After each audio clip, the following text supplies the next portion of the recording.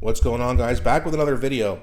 So I got a few clips here of Pierre Poilievre just tearing into Mark Carney. He is continuing to pull up receipts over Mark Carney's terrible summer, talking about housing, immigration, etc., etc. So we're going to go over these one by one. I just have a few clips here to show you. It's 3 of them. They're just a couple minutes long each on average. Now, before we do get into this, please don't forget to like and subscribe because it really does help grow the channel. And I really appreciate you guys so much for doing that for me. It does really help out. So let's get into this first one here. Jasmine Lane clipped this up and says, Pierre Poilievre comments on the incredible accomplishment the Carney Liberals have had in the housing sector.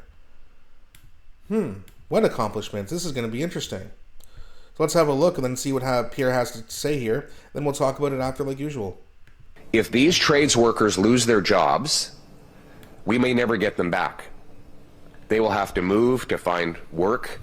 They may leave the housing sector altogether. And then 3 years from now, the housing shortage will be even worse than it is right now. Mr. Carney has accomplished the impossible. It is a triple crisis, with prices too high for buyers to buy, too low for sellers to sell, and inadequate for builders to build. How can all those things be true? How is it that it's too high to buy, but too low to build? Well, the answer is that most of the money is going to government. 30% of the cost of a new home in Ontario today is direct taxes. 50%, as much as 50%, is related to land use regulations.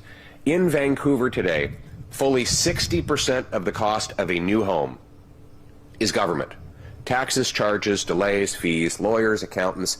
More money for a new home goes to bureaucrats in government buildings than goes to the carpenters, electricians, and plumbers who actually build the home. The governments keep talking about how they have these wonderful plans for home building. You know what they need to do? Only one thing. Get out of the way. Get out of the way. That's right. And he couldn't have said it better. Get out of the way. Cut the bureaucracy. Get rid of the red tape. Let's get the houses going here.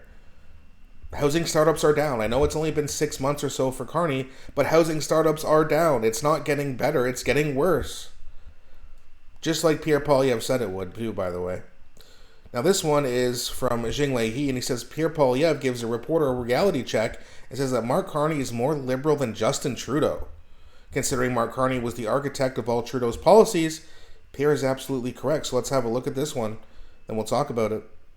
You've often accused Mr. Carney of copying your ideas, and you've even encouraged him to copy your best ideas. Do you think that the Liberal leader is a conservative leader? No, not at all. He's even more liberal than Justin Trudeau. Let's forget about Mr. Carney's words. If I can be frank, the problem is that the media is continuing to judge Mr. Carney by his words rather than by his actions. Let's talk about spending. He inherited a morbidly obese government from Justin Trudeau. And what has he done?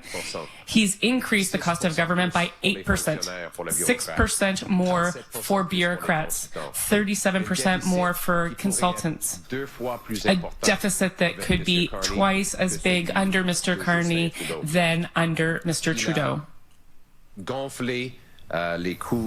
He has driven costs up, delayed construction by adding even more bureaucracy, and right now he's traveling across Canada, throwing away money in all directions.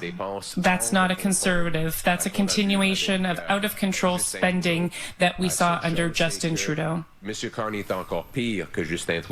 thing, though, is that Mr. Carney is even worse than Mr. Trudeau if we judge him by his results and not his rhetoric. No, Mr. Carney is actually more irresponsible than even Justin Trudeau was.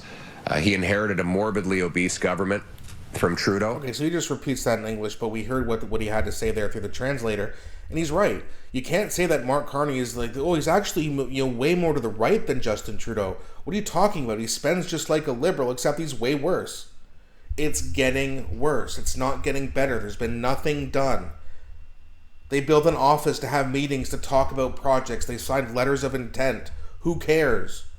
And the media celebrates it like something big happened. Nothing's happened. Like, how could you possibly look at the last 6 months and say, oh, that's good. There's one thing here. There's a couple things here. Housing startups are down. Crime is going up still. God, liberals are bad at math, or reasoning, or logic, or history. Okay, lastly here, we do have Pierre Poilievre talking about immigration. Immigrants are not to blame for this mess. They simply follow the rules that the liberals created, or the lack of rules. They just want to live a better life, and in many cases, they are victim of a system that abuses and rips them off at the same time as disabling our housing, job market, and social services. It's 100% of the reckless and irresponsible liberal decisions. That's right, because federally, who are making these laws to allow too many people in here? The liberal federal government. We're going to have a look at this here, and then we'll talk about this as well. Good morning, Mr. Poilievre. Mark Carney of the Canadian Press. Are you concerned that the consensus in Canada on immigration is slipping? And what would you do? What will you do as a opposition leader to address this issue? Thank you. Very good question. It is really sad what has happened to the immigration system over the last decade. Before this Liberal government, there was a consensus. Canadians welcomed immigrants in generous numbers, but in numbers that we could absorb. We had enough housing, health care, and jobs for people who came in. Everyone integrated well, lived in beautiful neighborhoods side by side, all different faces from different places and races getting along in harmony. It's incredible to think. We had the system of immigration that was the envy of the world. Literally, other countries from all around the world said, how did Canada do it?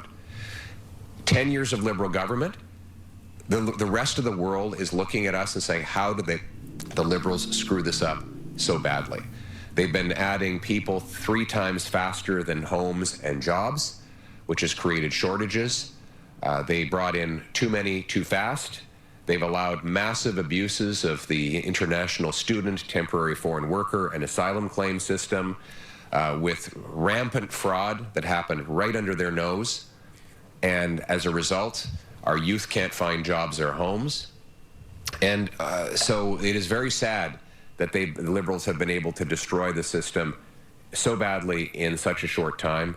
Mark Carney promised to be different. Instead, he's worse. He's kept Justin Trudeau's immigration numbers. He's allowing corporations to bring in a record number of temporary foreign workers this year at a time when youth employment numbers are their worst in 3 decades. So while our young people can't find jobs, employers are able to exploit temporary foreign workers by giving them lower wages and terrible working conditions. Let me be clear.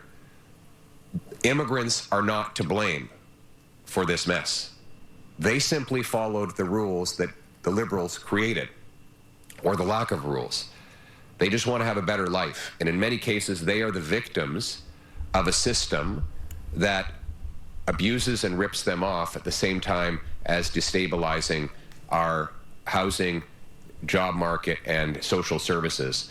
So the blame does not rest with immigrants or with the broader Canadian population. It is 100% the result of reckless and irresponsible Liberal decisions. Our approach will be to end the temporary foreign worker program so that Canadian jobs go to Canadian workers, to bring the numbers down, bring in the right numbers and the right people to fill jobs we actually need to have filled, for which there are no Canadians, to keep criminals out of this country by having stronger security standards at our borders, and always and everywhere to put Canada first in all of our immigration decisions. Thank you. Absolutely. I don't blame the people coming here and taking advantage of the system, because the system is allowing it. And by the way, I've said this before and I'll say it again. The people who don't like illegal immigrants or mass immigration the most are legal immigrants who came here in a time where there was an opportunity.